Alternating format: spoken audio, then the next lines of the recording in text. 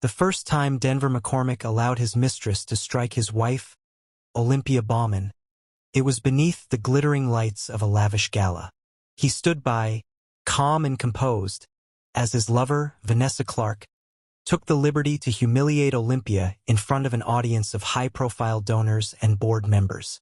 Denver, ever the image-conscious businessman, smiled faintly as the tension in the air thickened. His grip on power was as unshakable as his grip on his wife's wrist. Olympia did not fight back. She didn't pull away or make a scene.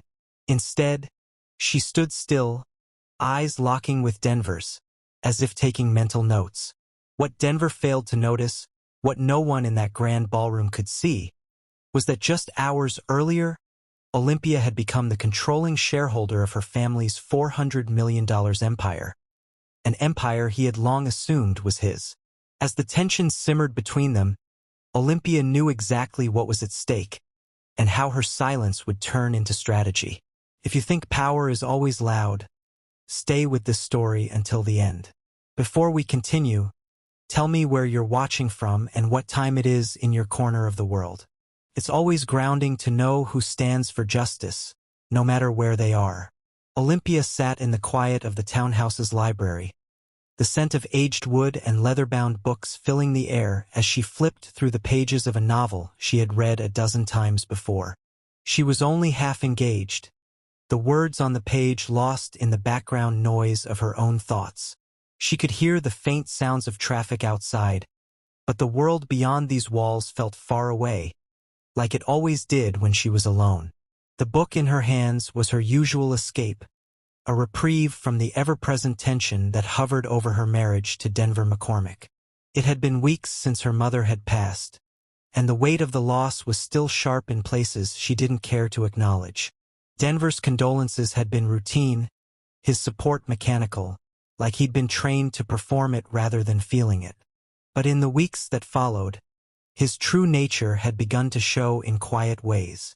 The subtle shifts in his behavior had not gone unnoticed: late-night meetings with Vanessa, increasingly dismissive glances at Olympia's questions, the constant reshuffling of financials he refused to explain.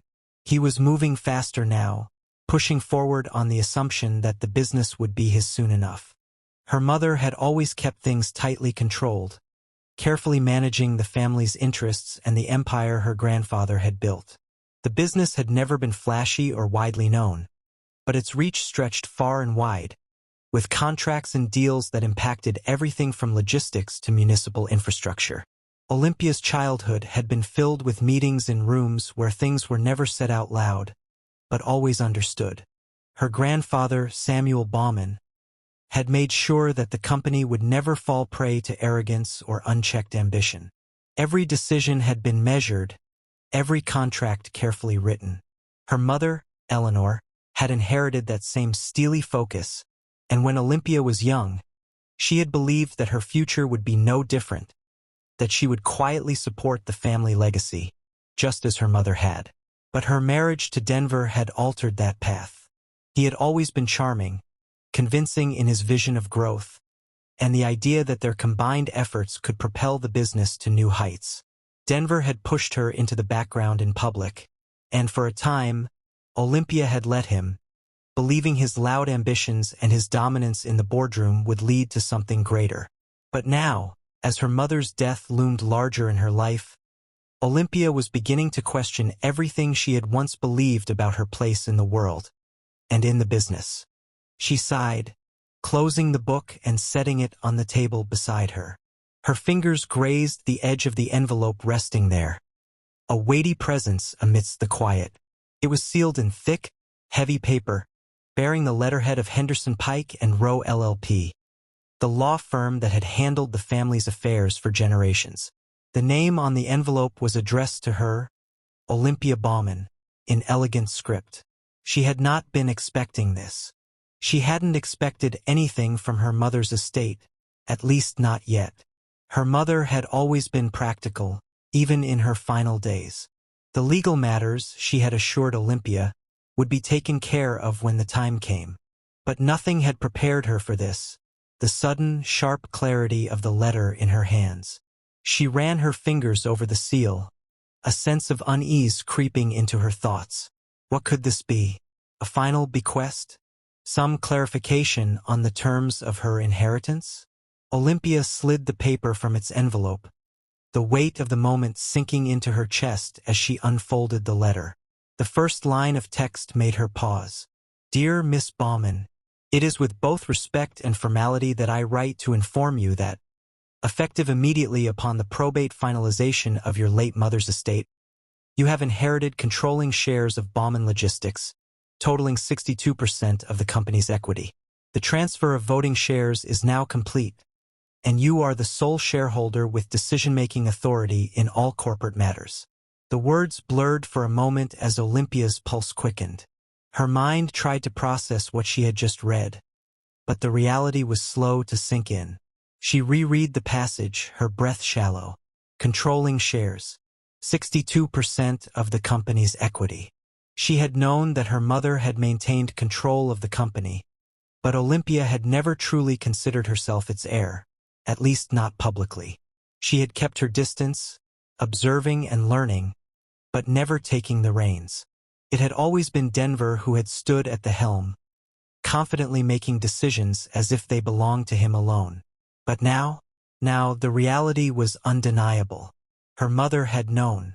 She had known exactly what she was doing when she set this in motion, carefully ensuring that Olympia would have the power when the time came, even if Olympia had never been groomed for it. There was no question now. Olympia was the one who held the key to the empire. The business that had built her family's fortune. The company Denver had assumed would be his, was hers. Her fingers trembled slightly as she turned the page, scanning the rest of the legal jargon, the provisions that made the transition official, the steps she would need to take in the coming weeks to formalize her new role. There was one more line at the bottom of the letter, a note that caught her eye. It read, "Please note that the company's trust structure includes protective clauses regarding marital ownership. As a result, Denver McCormick, your husband, does not hold any legal or voting authority in the company without your explicit consent." Olympia let out a breath she hadn't realized she was holding, her mind racing. The weight of the inheritance was immense, but the implications were just as heavy. Denver would never know. Not yet.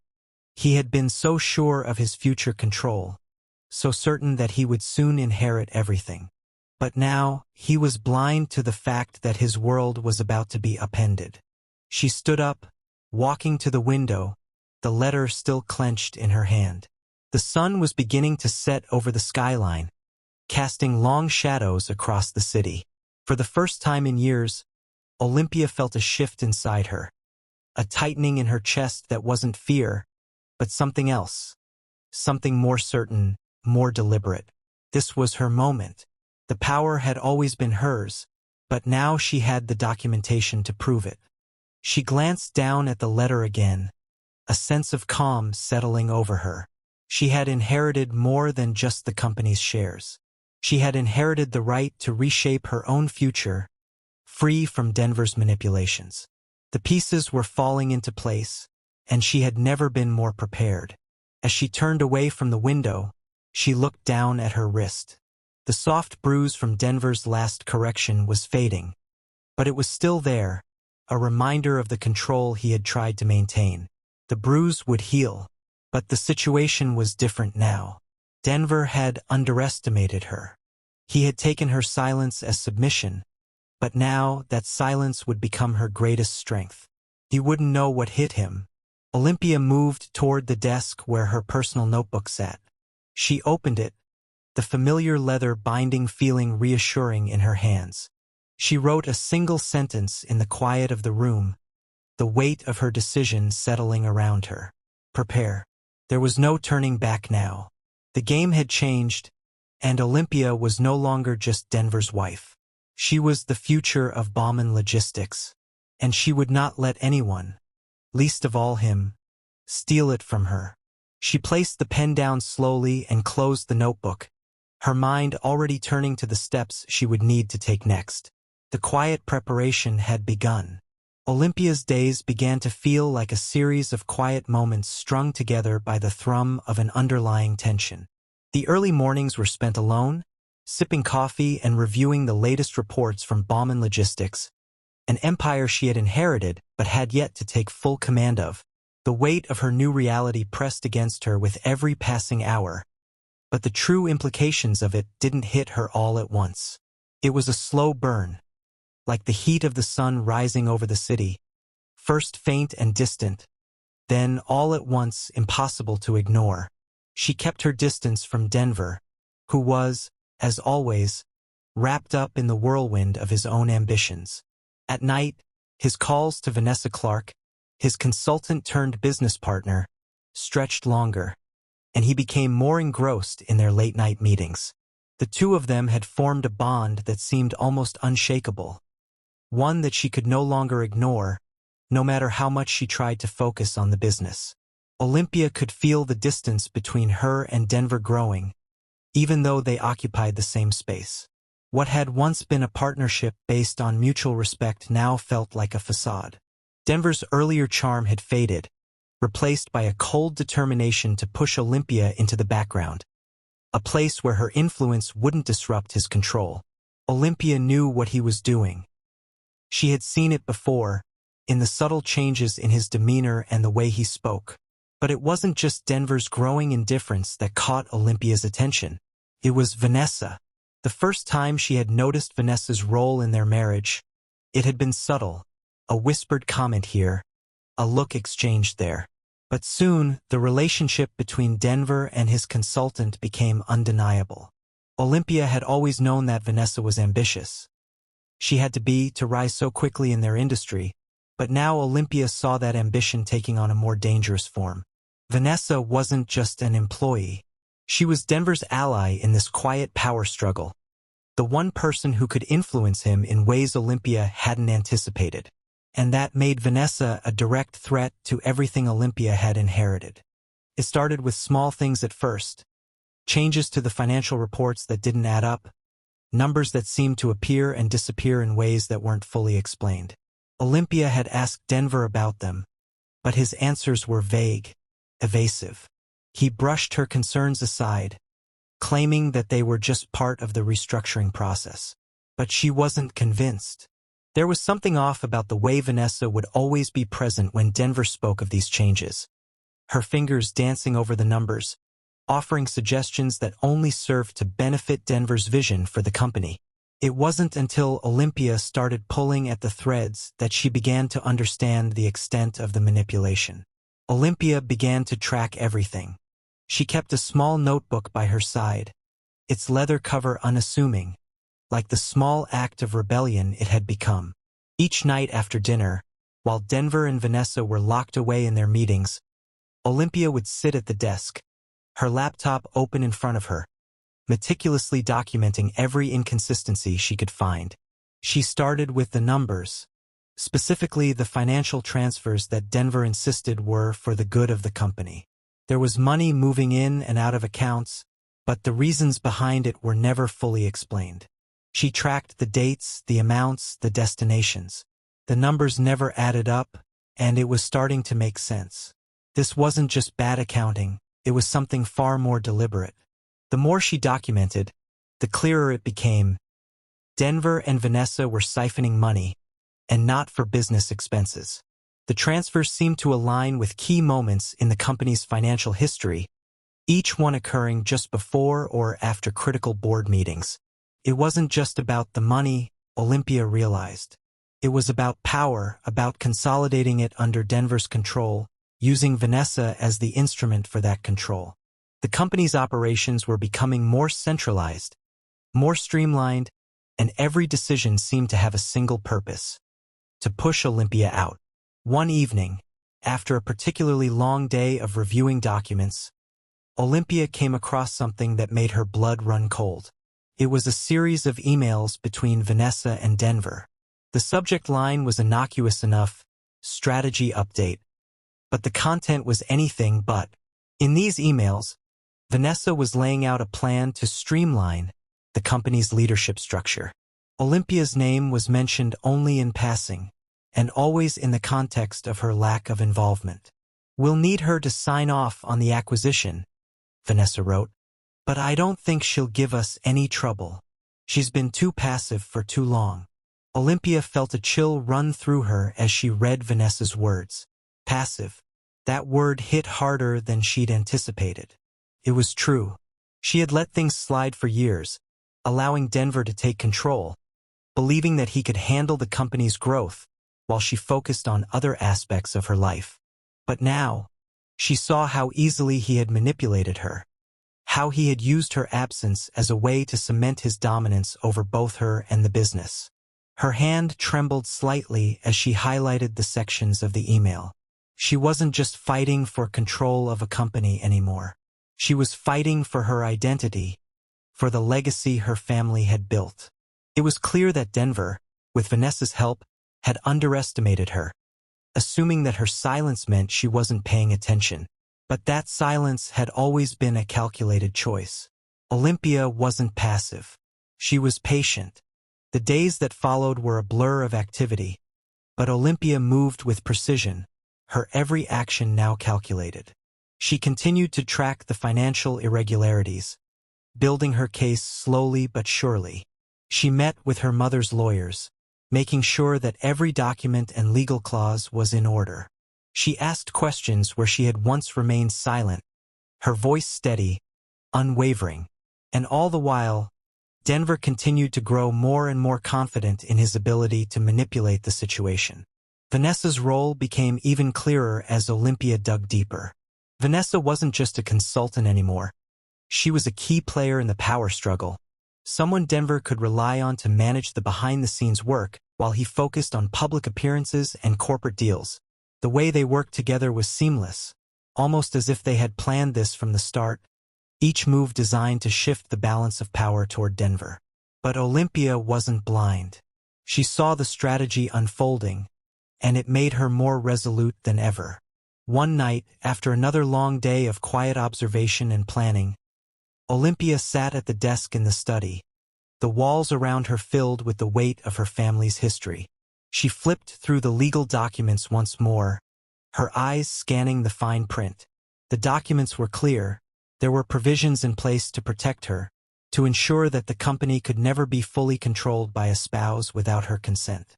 Denver had always thought that power was about control, about being in charge. But Olympia knew better.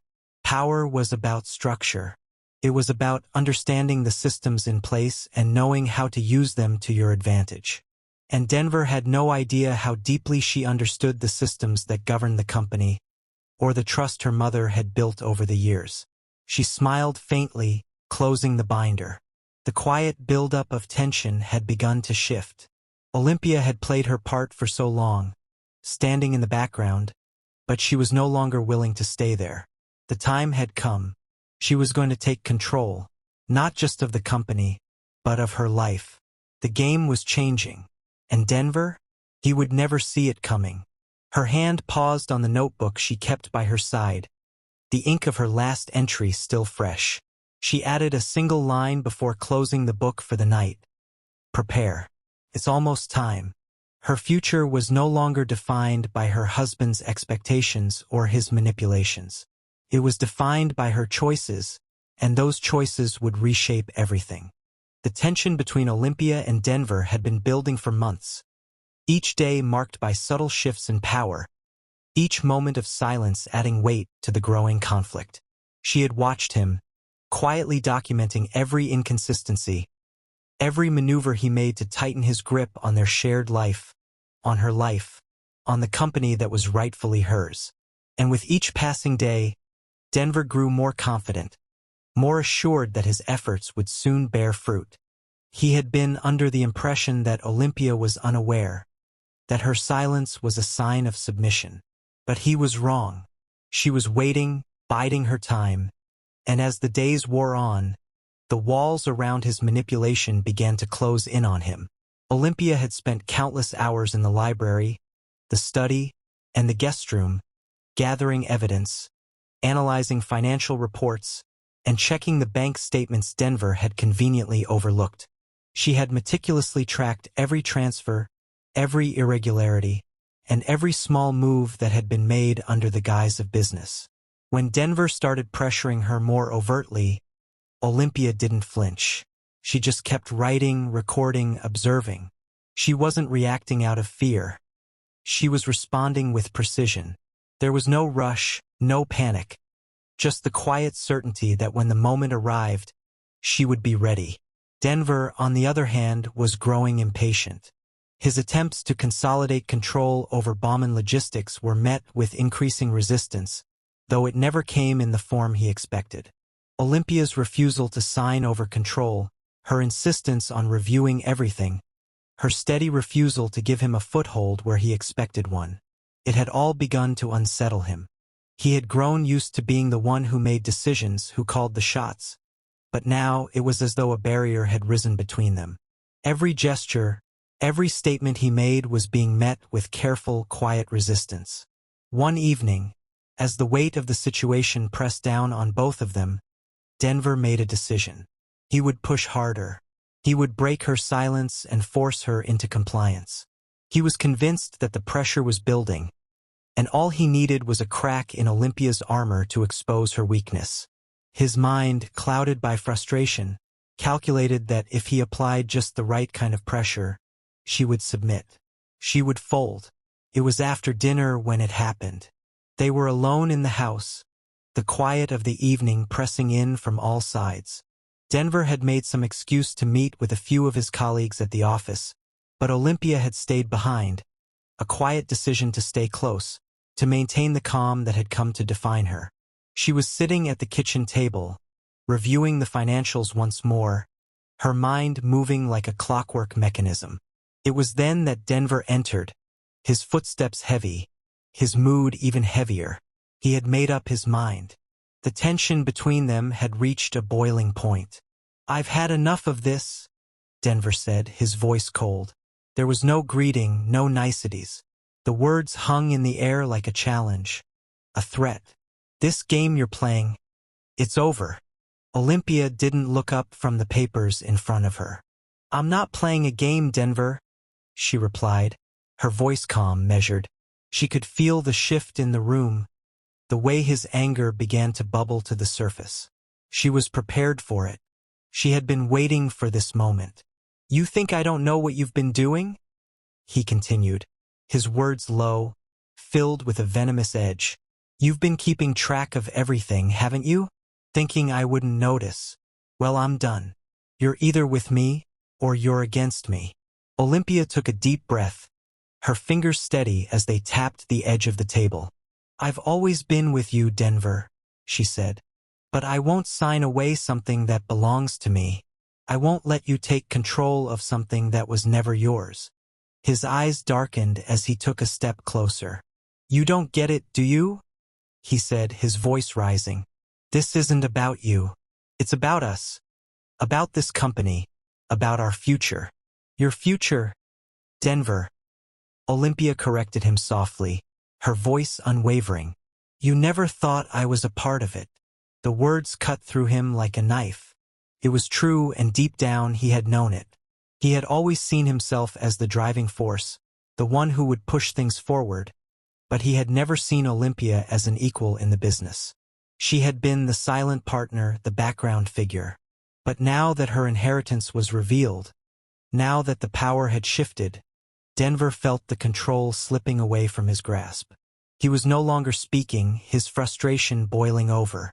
Without warning, he grabbed Olympia's wrist, the same wrist that had been marked by his earlier attempts at dominance. She gasped as the sharpness of his grip tightened around her. The suddenness of the move startled her, but she didn't react the way he expected. She didn't try to pull away. Instead, she met his gaze with calm resolve. "You think you can intimidate me?" she asked, her voice steady, but underneath it, there was an undeniable strength. "You think you can make me back down with this?" His face twisted with anger, his grip tightening. "You're making this harder than it needs to be, Olympia," he spat, shaking her slightly. "I'm trying to help you. I'm trying to make sure you're not out of your depth. You're incapable of running this company, and you need to realize that." Olympia's eyes burned with a calm fury as she stared at him, unblinking. "Let go of me, Denver," she said, her voice still controlled. For a brief moment, there was a flicker of hesitation in his eyes. He wasn't used to seeing her like this, unshaken, resolute.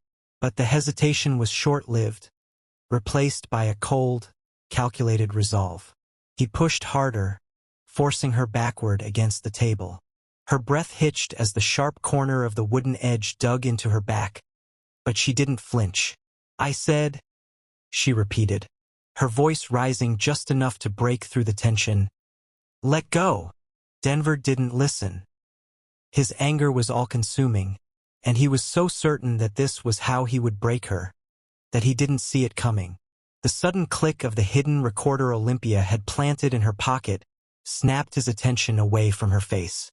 The unmistakable sound of the device clicking on, its subtle hum, pierced the air like a warning shot.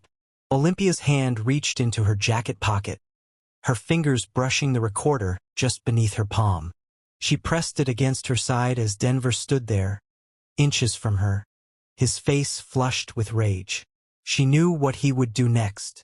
"I've already recorded everything," she said softly, almost as though she was speaking to herself. "Your attempts to intimidate me, to control me, everything. It's all here."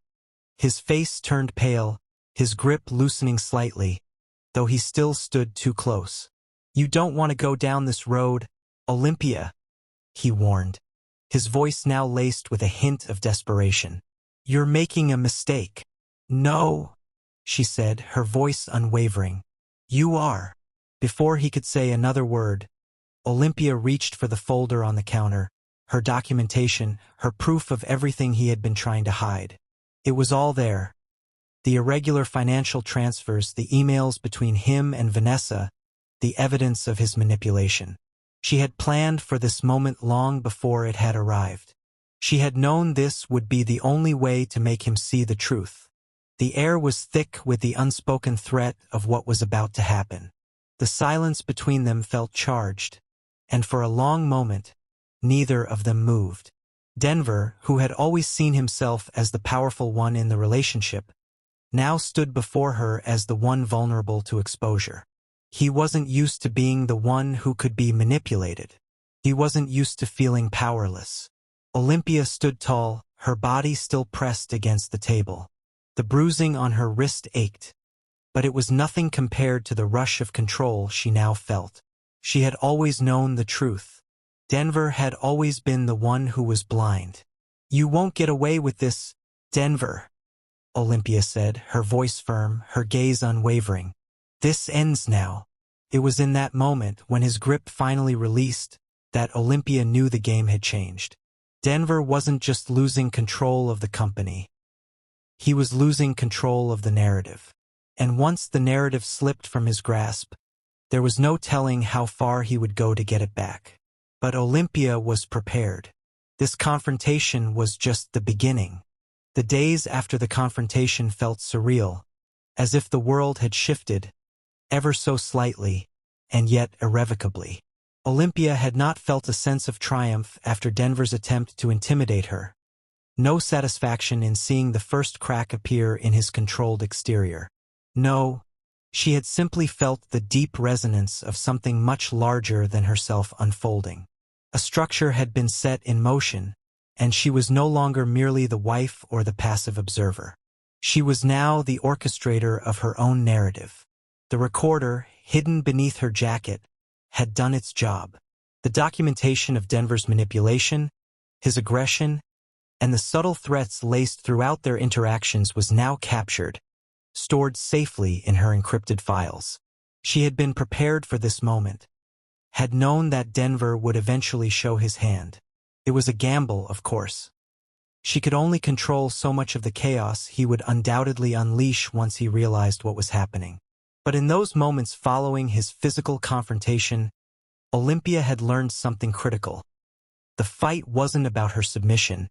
It was about his. He was afraid that he would lose everything, that the empire he had tried so hard to dominate would slip through his fingers. At first, Denver didn't react immediately. He had been too sure of himself, too accustomed to commanding respect without question.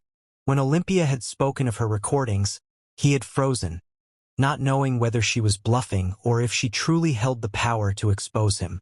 It was a moment of vulnerability he was unwilling to acknowledge, but he had no choice.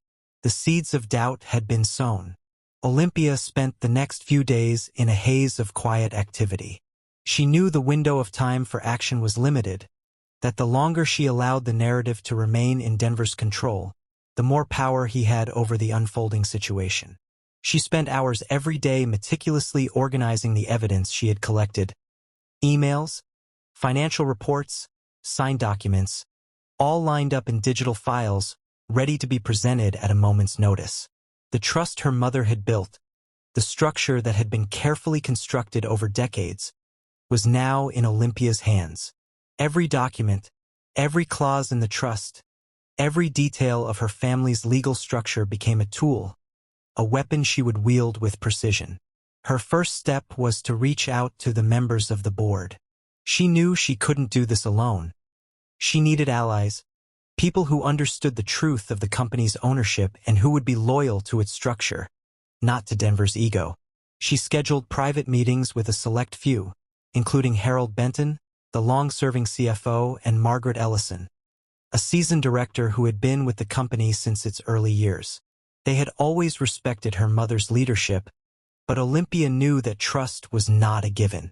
They would need to see the evidence before they could fully understand the gravity of the situation. The meetings were quiet affairs, held away from the prying eyes of Denver and Vanessa. Olympia knew better than to push too hard, too soon. The manipulation that Denver had been engaging in was not just financial, it was psychological. He had surrounded himself with people who believed in his narrative, who saw him as the leader, the visionary. But Olympia was different. She had always been the observer, the one who understood the weight of what was being done behind closed doors. And now, as she presented the evidence to her trusted allies, she saw the flicker of recognition in their eyes. "You've been keeping track of everything," Harold said, his voice low as he skimmed through the files she had provided him. He didn't need to ask questions. He knew what she was showing him: the financial irregularities, the hidden transfers, the misappropriation of funds. All of it painted a picture that Denver had worked tirelessly to hide. It was a portrait of greed, entitlement, and manipulation. Margaret sat quietly, her hands folded in front of her as she absorbed the information. "This isn't just about the money, is it?" she asked, her gaze steady. It was a question Olympia had been expecting. She nodded slowly, her expression measured. "No, this is about control. Denver has been consolidating power, using Vanessa as his tool to undermine the company's structure. He's been manipulating financial records, attempting to force me out, without ever realizing that the company was never his to take." Margaret leaned back in her chair, her eyes narrowing as she processed the weight of Olympia's words. "And you're certain this will hold up legally?" Olympia didn't hesitate. "I have everything in place. The documentation, the recordings, the emails. It's all there. The trust my mother set up was designed to protect the company from exactly this kind of behavior. Denver thought he could manipulate me, but he never understood how the structure worked. He's too used to having everything handed to him." Harold's face darkened as he turned the pages of the financial reports. "And now he's escalated things. You're not just fighting for the company anymore, are you?" "No," Olympia replied, her voice steady. "This is about protecting everything my family built. I'm not just going to let him tear it down for his own gain." The weight of her words settled in the room like a heavy cloak. They both understood the significance of what she was saying. This wasn't just about corporate manipulation. This was about survival, Olympia's survival. She was no longer the passive observer. She had taken control of her fate, and now she was going to ensure that Denver's manipulation would be exposed for what it was. The next step was to prepare for the board meeting. Olympia knew she would have to move swiftly, before Denver could figure out what she was planning. He had been too comfortable in his position for too long, and she could see the cracks beginning to show. The more he tried to manipulate her, the more she understood the limits of his control. He was too reckless, too arrogant to see the full scope of the consequences he was about to face. She sent the final version of her report to the board, carefully worded and clear in its presentation of the facts. It wasn't just about pointing out Denver's wrongdoings. It was about showing the board that Olympia was in control, that she was the rightful leader of the company. The evidence was irrefutable, the documentation thorough. There would be no denying it once the meeting began. As she sat at her desk, Olympia allowed herself a moment of reflection. It had taken months to get to this point, and the battle was far from over. Denver wasn't going to let go easily. He would fight back, of course, using every tool at his disposal to discredit her, to spin the narrative in his favor. But Olympia was ready. She had seen the signs for months, the way he had tried to manipulate her, the way Vanessa had fed into his vision of control. But now, the truth was on her side, and she knew that nothing could undo the steps she had taken. When the board meeting finally arrived, Olympia walked into the room with quiet confidence. The directors were seated, their expressions wary, as if they had been expecting something to happen, but they weren't sure what. Denver, who had always been the one to lead these meetings, was noticeably absent. He had been summoned, but Olympia had no intention of waiting for him to arrive. She had already taken the first step. She stood at the front of the room, her voice steady as she began to present the evidence. The board members exchanged looks as she laid out the financial irregularities, the covert transfers, and the manipulations that Denver had orchestrated. As the information sank in, Olympia saw the realization flicker across their faces, the realization that Denver's grip on the company was slipping. She didn't need to say anything more. The evidence spoke for itself. And then, when the time was right, she revealed the final piece of the puzzle. The audio recordings, the emails, the moments when Denver had shown his true colors. All of it was there for the board to hear. Denver's manipulation, his attempts to undermine Olympia's authority, were now on full display. It didn't take long for the board to react. Margaret, the chairwoman, stood first, her voice calm but firm. "We will suspend further decisions regarding the company's future until we can address the issues at hand," she said. "This board will need to review all the documentation and the evidence presented. Denver McCormick's position is no longer secure." Olympia felt a wave of relief wash over her, but she didn't allow herself to show it. This was only the beginning. There was still a long road ahead, one that would involve Denver's legal defense, the forensic audit, and the inevitable public fallout. But Olympia knew one thing for sure. She had taken the first step toward reclaiming what was rightfully hers. The board meeting ended with a unanimous vote to suspend Denver's authority. The room felt lighter as the weight of the decision settled in. For the first time in months, Olympia felt like she was in control of her future. And Denver? He was no longer the puppet master. He was the one caught in the strings. The days that followed the board meeting moved like a slow, deliberate tide, each one carrying Olympia further from the chaos of the past.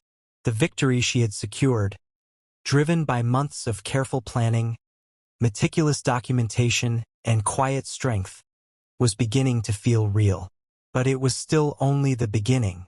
There were still pieces to be moved on the board, still battles to be fought in courtrooms and behind closed doors. And yet, Olympia could feel the weight of the transformation happening within herself. The woman who had once been a silent observer in her own life was now at the helm, her hand steady on the wheel. The media had quickly caught wind of the corporate drama unfolding behind the scenes. Denver, ever the public figure, had been blindsided by the way his carefully crafted image had begun to unravel. He had always believed he could control the narrative, that his charm and charisma could smooth over any bump in the road. But now, with the evidence of his financial fraud and his physical abuse of Olympia laid bare for all to see, he was scrambling. His lawyers fought to keep him out of the spotlight, but the damage was done. Olympia's decision to call in the authorities had been one she had wrestled with for a long time. She had been careful, deliberate, knowing the impact it would have not only on Denver, but on the company and the people involved. But when the final pieces of the puzzle came together, when the truth about his manipulation and deceit was undeniable, she had made the call. The police arrived with a level of quiet professionalism that mirrored Olympia's own calm.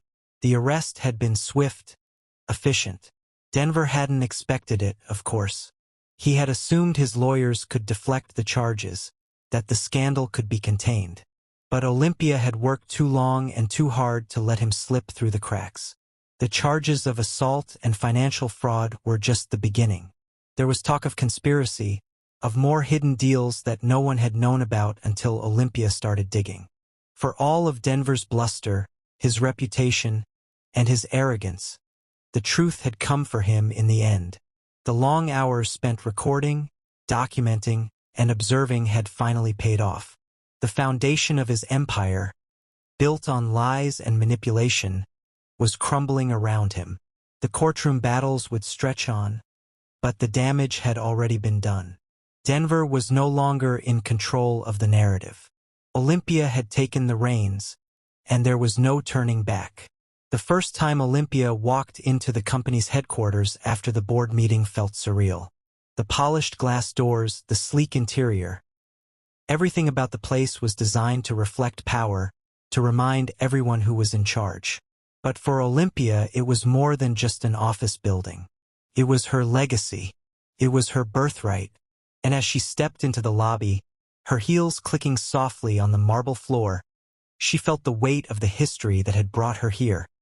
The weight of her mother's silent determination and her grandfather's unyielding vision. The Bauman name was more than just a brand. It was a symbol of resilience, of strength. And now it was hers to carry forward. She walked past the reception desk, nodding curtly to the staff who had always recognized her as the quiet wife, the background figure. No one questioned her presence now. She didn't need to speak to make her authority known. She had earned it. Her first stop was the executive suite, where the leadership team had gathered for their weekly meeting.